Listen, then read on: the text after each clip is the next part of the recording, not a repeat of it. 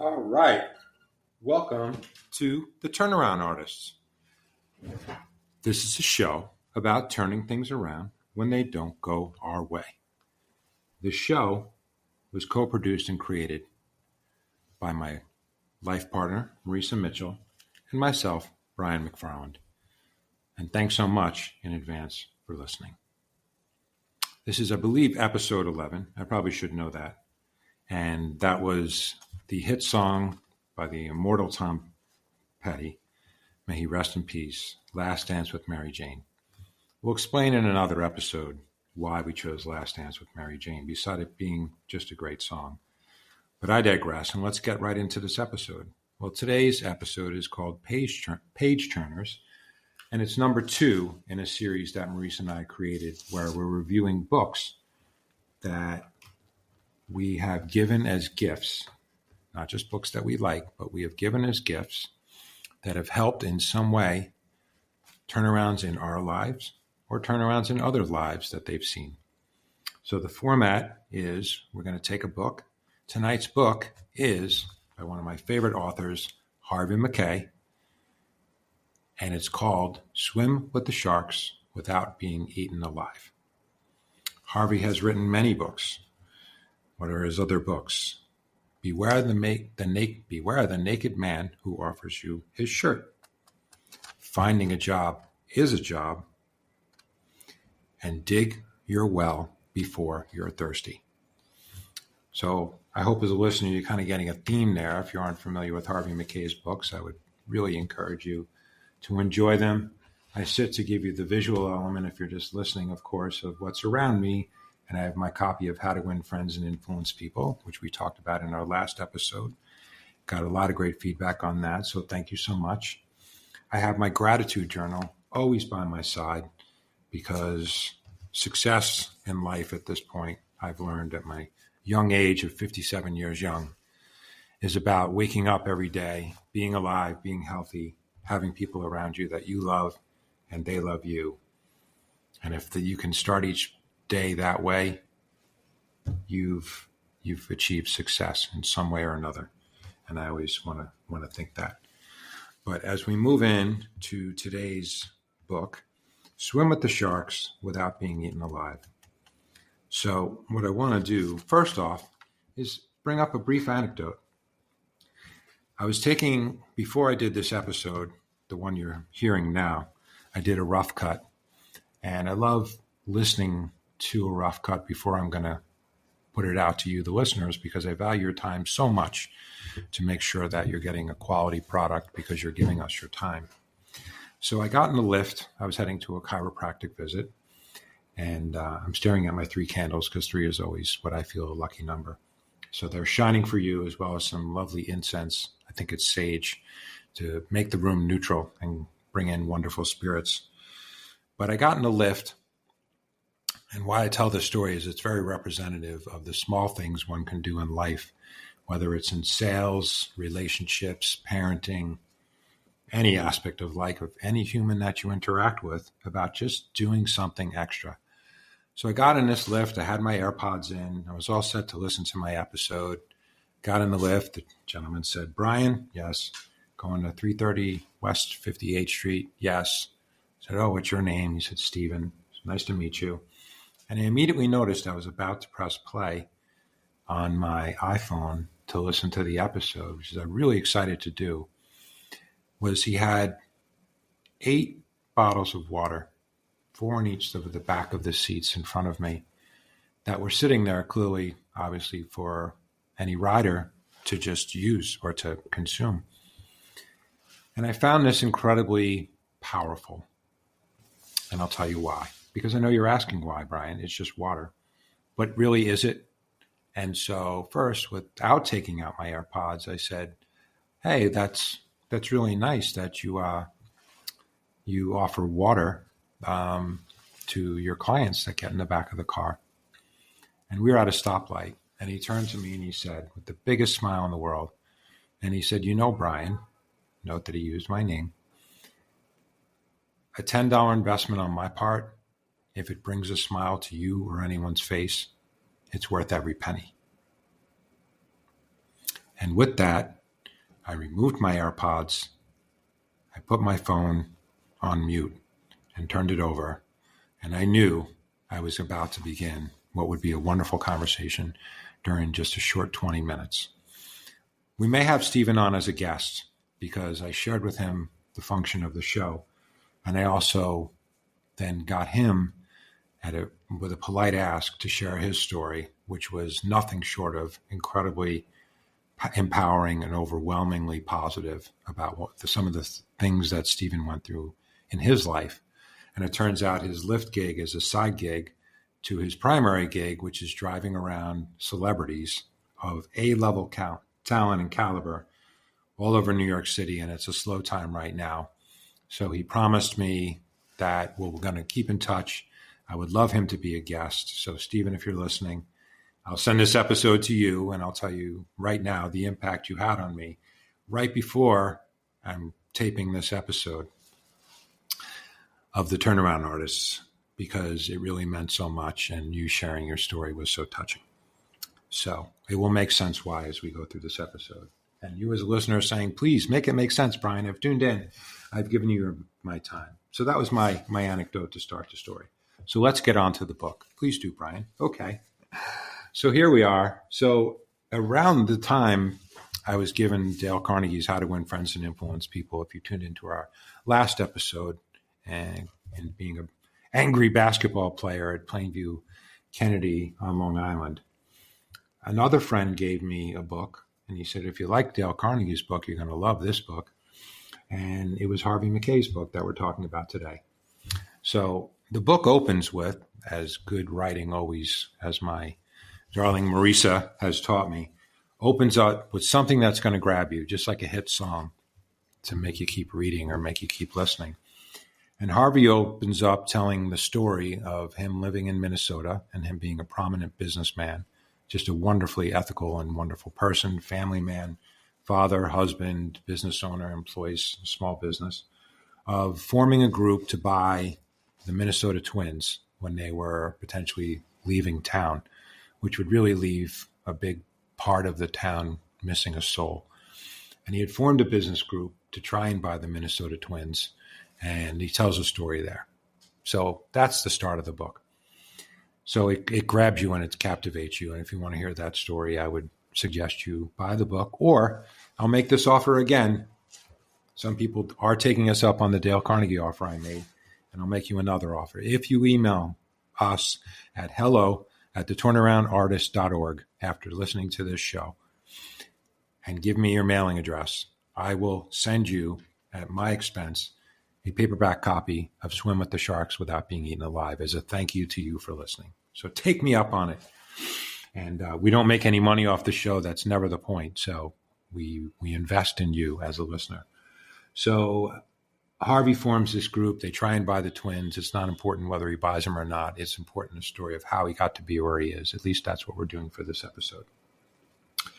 So Harvey he was a salesman, a lifelong salesman, and he got an opportunity to buy a business. So what does he do? He buys an envelope manufacturer that was a struggling one that was trying to really keep market share, because it's really not inventing a better mousetrap in the envelope business. It's trying to somehow, you're not going to sell on price. That doesn't really make sense, and that's going to not necessarily drive a profitable business. But how can you make something that doesn't really have a USP, unique selling proposition, like an envelope? Let's assume for the purposes of this discussion that most envelopes are of similar quality, at least in the business world. So Harvey looked at the struggling business and he purchased it. And he brought in, how did he make that envelope company successful? So he looked at his sales team and he said, what's going to make us successful is how we differentiate ourselves as people, because our product is very similar to that of our competitors. And how we're going to differentiate ourselves as salespeople to get people to invest. Remember, it's a current ongoing theme in at least my philosophy of sales, that we're never selling anything. We're creating a situation to try and influence a buyer who needs our product, who needs our service, to want to buy that and buy it repeatedly, so that we can develop a lifelong partnership, friendship, and relationship that potentially starts to evolve around a goods or service, but can be quite personal. So what he does turns out to be something that at least I find was brilliant. This book takes you through, it's 2-page chapters, so it's great. It just gives you all these little tips and anecdotes. And I'm going to try and encapsulate this here in the next 14 minutes. So I better move quickly. So we developed something called the Mackay 66 customer profile. I'd encourage you to go on the internet, which didn't exist when this book was written, and download what that is. And the Mackay 66 customer profile was an attempt decades ago that's as relevant today as any time of developing an information sheet, let's call it that, about each and every one of your customers. And it would make sense that if you compiled this information, mind you, there's no internet at this time, about each and every one of your customers, I bet you I can prove that if you did this, you too will say, wow, if I had this amount of information or even close to it about any one of my customers, how much could I increase my business? Well, the information Harvey's suggesting you get, I'll break it down into categories: customer information, names, nicknames, birthdays, company address, business phone, home phone, birth date, hometown, where were they born, height and weight. I know in the world of, in our political world or whatnot, now remember this book was written decades ago. Some of these things may seem inappropriate, but again, just go with the theme of learning about people and being genuinely interested in them, just like we've learned at Dale Carnegie. Educational information: where did they go to high school? Where did they go to college? What sports did they play? Were they in a fraternity? Were they in a sorority? What extracurricular activities did they do? Were they in the military? Family's information: did they have a spouse? What is the spouse's name? What does he or she do? What do they do? What's their education? When might be their anniversary? Do they have children? What are their names? What are their ages? What are they passionate about? Business background: where did they work before? Where was that? Where's the location? What was their title? How long did they stay there? When you visit them in their office, are there status symbols in their office that you could potentially resonate with? Are they members of any organizations? What's their relationship to their current company? And then key questions: what do you feel is their long-range business objective? What do you think is of greatest concern to them, both personally and professionally? What special interests may they have? This is, I think, a danger area of politics, religion, and potentially highly confidential, sensitive information. Are they divorced? Are they a member of AA? What subjects are outside of business does the customer have strong, passionate feelings about, whether they're positive or negative? On to lifestyle, any sort of, does the customer like to drink? Back in the day, did the customer smoke? Do they object to either of those? What are their hobbies? What are their vacation habits? Spectator sports? Do they own a car? What kind of car? What do you think they're most proud of achieving? What moral or ethical considerations are involved when you work with the customer? What do you think their key problems are? And I'll give you a question when I get to that anecdote when we go through. So that being said, I'm just going to touch on a few of those because otherwise we'd be here all night and all day with you listening to me. So I just want to tell a couple little anecdotes. So let's talk about their name. Did you ever have a customer, let's call them a Mike or a Michael, introduce themselves or have both names on their signature and you weren't sure which to call them? And often people say, call me, they don't tell you what to call them. Mike or Michael, doesn't matter. Well, guess what? It probably does because their parents gave them a name and they probably called one name by the most important people in their life. So how might you go about that? Well, hey, someone says, hey, I'm Mike. Michael, call me whatever. I say, well, actually, can I ask you another question? Which do you prefer?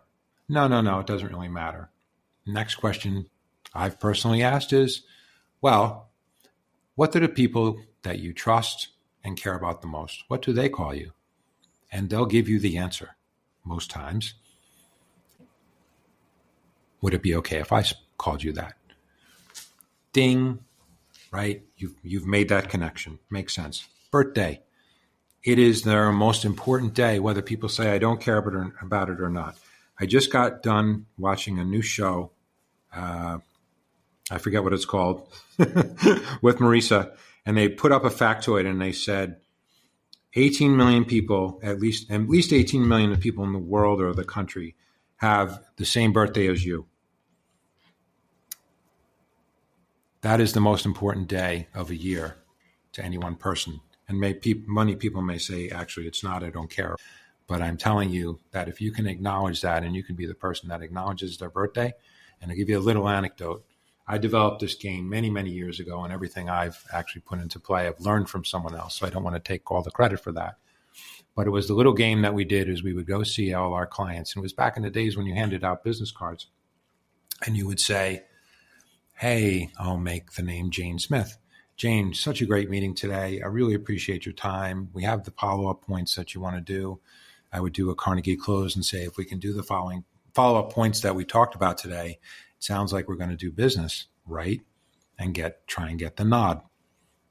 Well, at the end, when they gave me their business card, or I gave them mine, I would say, Jane, we're actually doing a little contest in our office, or I'm doing a little contest with myself, in that the person this month, the sales rep who comes back with the most business cards, will win a prize. But the person who comes back with the most business cards with someone's birthday on it, they'll win an extra special prize. And let me tell you, during that year, when I did that, probably asked about 200 people for their birthdays. I can tell you in all honesty, 199 of them gave me their birthdays. Only one person, for some reason, gave me a hard time about it. So what would I do with that birthday? I would bring it back to my office and I would plug it in the database CRM system we had at the time called ACT. And I would mark their birthday, the day itself. And I would mark on my calendar also a date 5 days before and the day before. 5 days before, if you would see my desk right now, you would see hundreds of blank cards for birthdays, thank you cards, stylish cards. 5 days before, I write you a birthday card. I send that in the mail.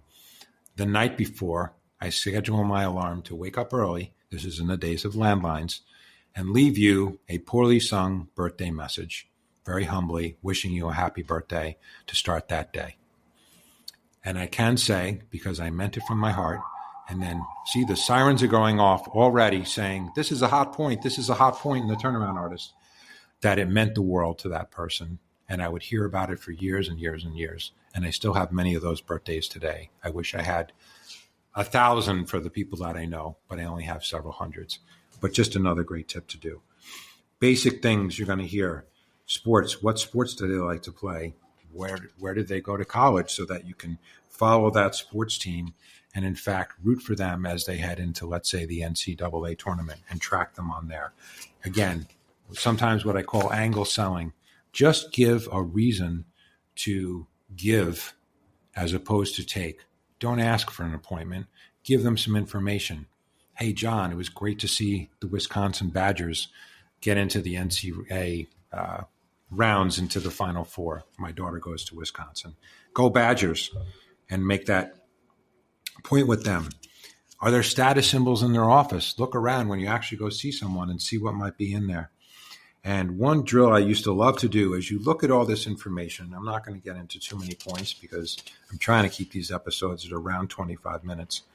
But back in the day before the internet, the only ways you could gain this information was to get to know their assistant, as it was called then, a secretary, a man or a woman, an office manager on their floor, where you could politely ask some things about the prospect or client that you were going to go see, and or their office itself. That was so powerful to look around their office, to see plaques, diplomas, pictures they had taken with celebrities, anything you could do, and try and have this powerful memory where, as you were talking to them, of course, you're myopically focused on the conversation, but you're also focused on what is around them. What does this person really care about?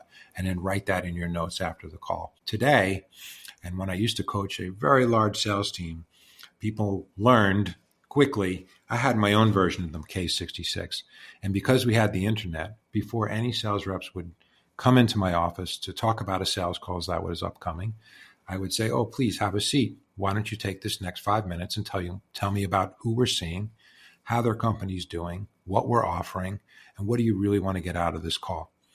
And oftentimes, when that younger seller was perhaps unprepared or hadn't been mentored by somebody, as I have always had the good fortune, they wouldn't know the answers to those questions.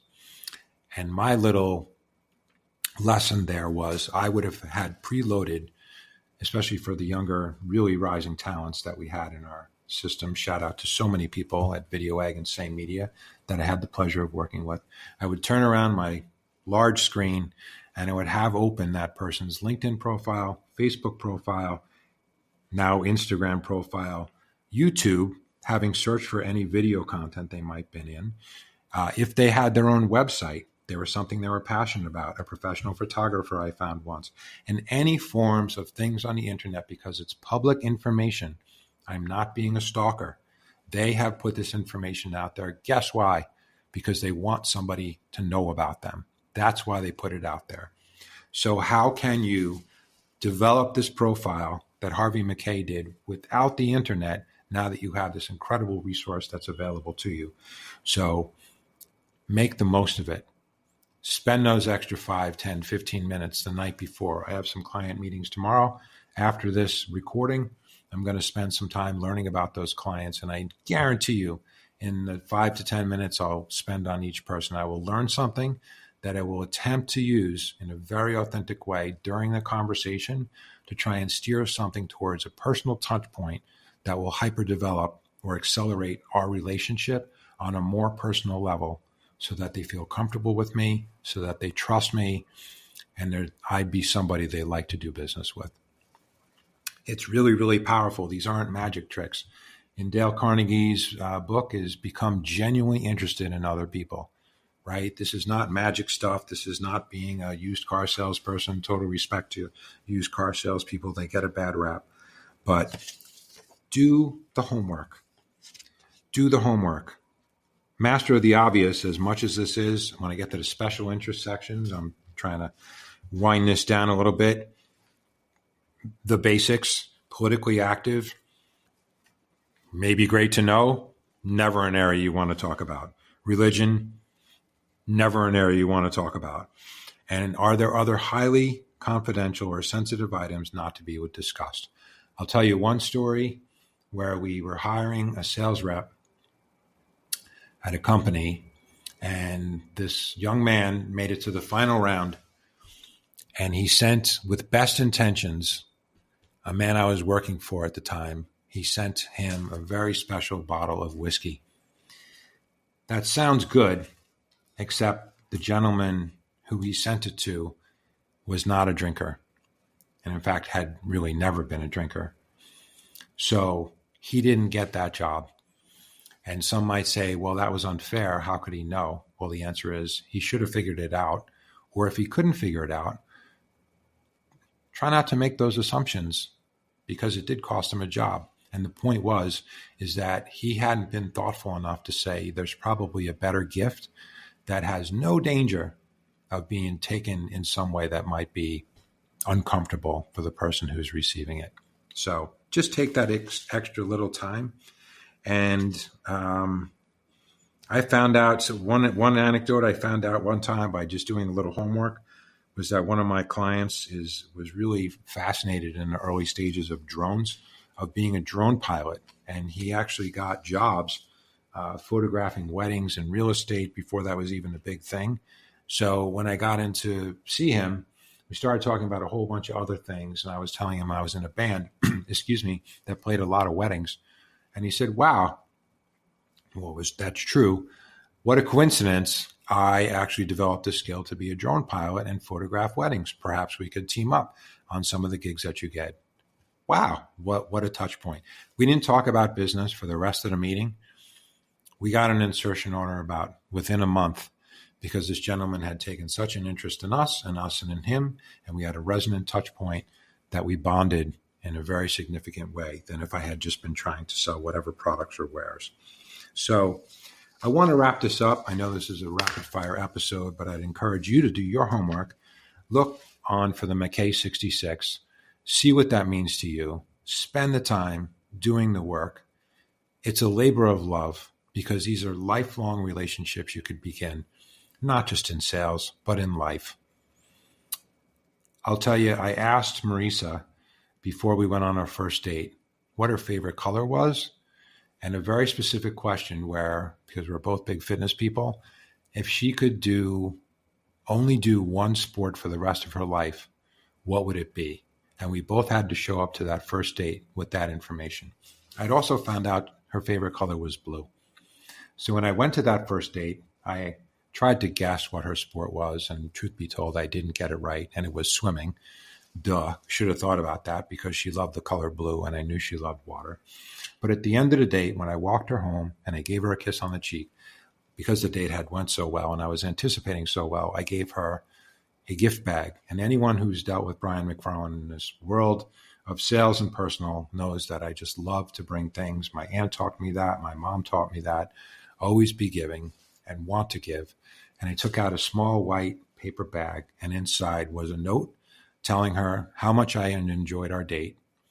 And it was written with a blue pencil, and that blue pencil was in the bag. And 2 years later, after celebrating our anniversary, I can't help but think that was something that was really special to us both and made her understand how much my care for her was truly authentic. So I thank you so much for listening. I hope you got something out of this. I'm going to close up this first with the 66th question of Swim with the Sharks Without Being Eaten Alive. This is the home run that tells you why you may want to do this. Does your competition have better answers to the above 65 questions than you have? Master of the Obvious says, whoever has the most answers, the best quality answers to the 65 questions that we've just sort of went through, will probably be getting more business.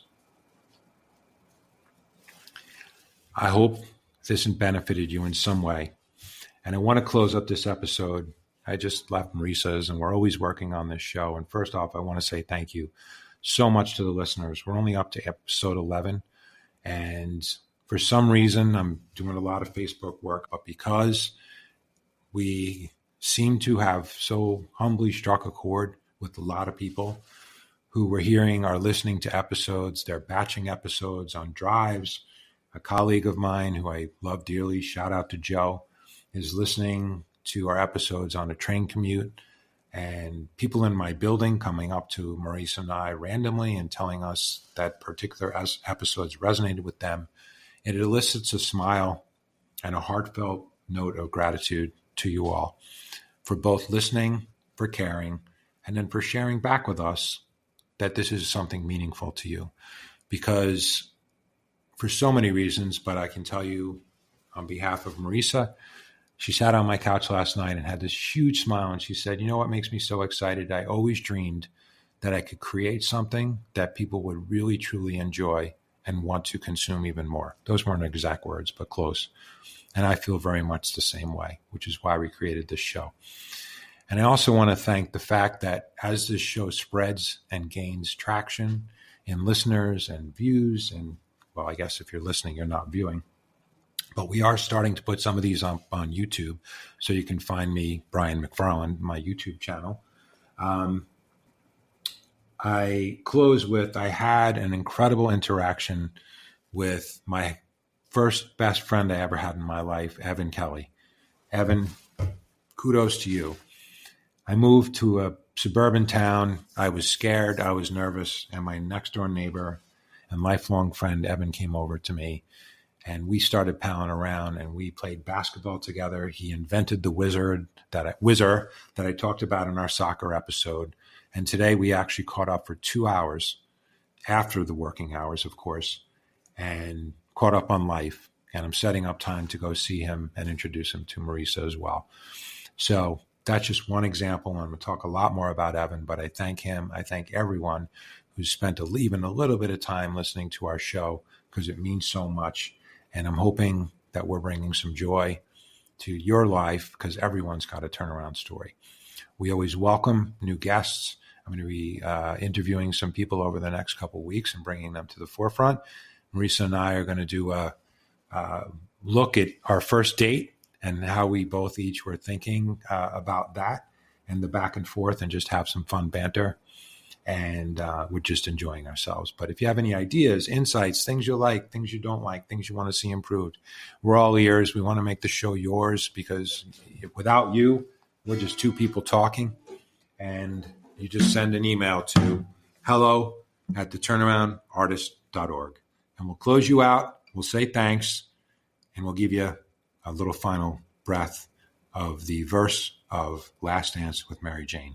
Have a great morning, have a great trip, have a great drive, and know that we truly care and love the fact that you're letting us into your lives.